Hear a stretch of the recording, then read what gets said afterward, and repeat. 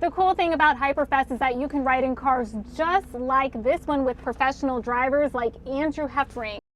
Here at the YMCA at Tanglewood, they are putting all of the final touches together for you.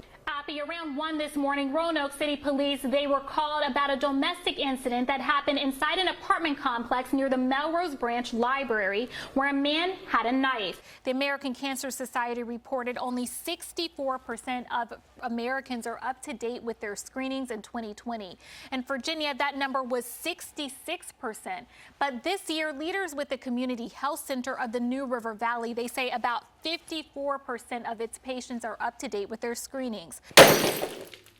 It's Mental Health Awareness Month, and places like the Stress Factory help you grow through what you go through. This is your chicken Alfredo. It is. It looks really, really great. So what makes this chicken Alfredo so great? I think, the chicken, we marinated. Ousted Martinsville City Manager Aretha Farrell Benavides is responding to her termination by the City Council last week. In a statement to 10 News, she called it, quote, unjustified and retaliatory in nature. Well, these days, buy, sell, and trade often means an online transaction.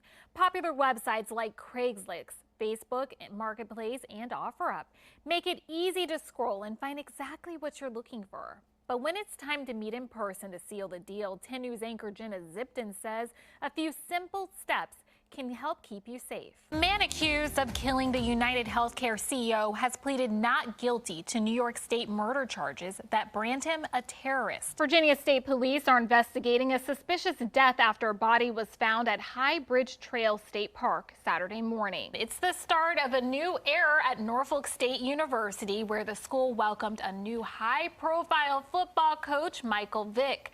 10 News Sports Director Eric Johnson joins us for more on this bold new hire. Eric, what can you tell us about this? I always steal fries from people's plate. I think they just know. They're just like, you want a fry, Keshia? Just here, have one. Take my plate. It's like a tax. Okay, Delaney, I have a tough question for you. Which team are you, Team Edward or Team Jacob? Oh, I feel like this is a hot take. I've never seen Twilight. You've never seen Twilight? Have you ever read the books? Never have I ever, no. Oh my goodness, I didn't know there were teams to pick. I don't know if I can do this newscast now with you. Speaking of that, Delaney, with the forecast, do they need an umbrella tomorrow if they're going to the fair or the baseball game? Yes, we did have a tornado move through here. The National Weather Service says a tornado with winds of 100 to 105 miles per hour touched down in Salem. It was on the ground for about a minute or two. It's been quite a while since we've had anything like this happen. The team from the National Weather Service toured around Salem today, checking out all of the damage. They saw downed trees in people's front yards, knocked over fences, and a lot of broken windows. This is one of the homes that was damaged during yesterday's storm. You can see that there are trees that fell onto the deck, but also the whole foundation to this deck has been uprooted. Now, the woman who owns this home, she said she doesn't want to be on camera, but she does say she's lucky to be alive. Appalachian Power is also checking out the damage left in the wake of the storm. They're working on restoring power to thousands of customers in the Commonwealth. The hardest hit areas were Southwest Virginia, Giles, Buchanan, and Roanoke. Appalachian Power officials say most people will have the lights back on by Wednesday night. We're working 24-hour shifts. We've got more than 1,000 crews coming in from different areas as far away as Alabama, North Carolina. This is a great example of why it's important to have multiple ways to receive severe weather warnings. Keshia Lynn, 10 News, working for you. It's really humbling. Owners Donnie and Ashley DeGeorges suffered from the unimaginable in May. They showed us around the shop, telling us about the cleaning process. They soda blasted the concrete structure, and then they came back with some primer to paint over it to alleviate some of that smoke smell. And taking us to the back corner where the fire started. Everything in this corner took a hit. It was really scary. While more work needs to be done, they're excited to come back. You do plan on opening again in August. What does that feel like? Feels like a second grand opening. Since May, the DeGeorgeses have operated out of Donnie D's Daleville location. Most of the staff have come to work here. When they reopen, most will be back. We had a really good team, and we had just built really good relationships with all of our staff, so we're excited to be back with all of them. Currently, the staff are making biscuits, not bagels, at the Daleville location. The DeGeorges' purchased new equipment, so you can expect bagels to return soon. However, the biscuits are here to stay. It is something that I always said I never would make. They're humbled for the community support from people stopping by their shop or other businesses helping them. Now, they're ready to come back.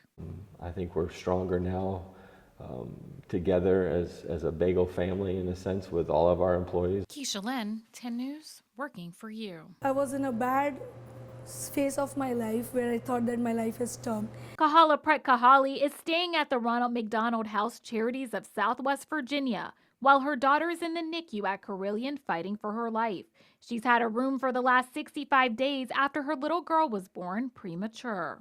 I go there every time, I talk to her, I hold her. Something which would have been hard for her to do since she lives 2 hours away. Every time you just feel like my baby is not keeping well, but when you come here, you talk to volunteers, they give you a good support. Around 16 families currently live at the home for free.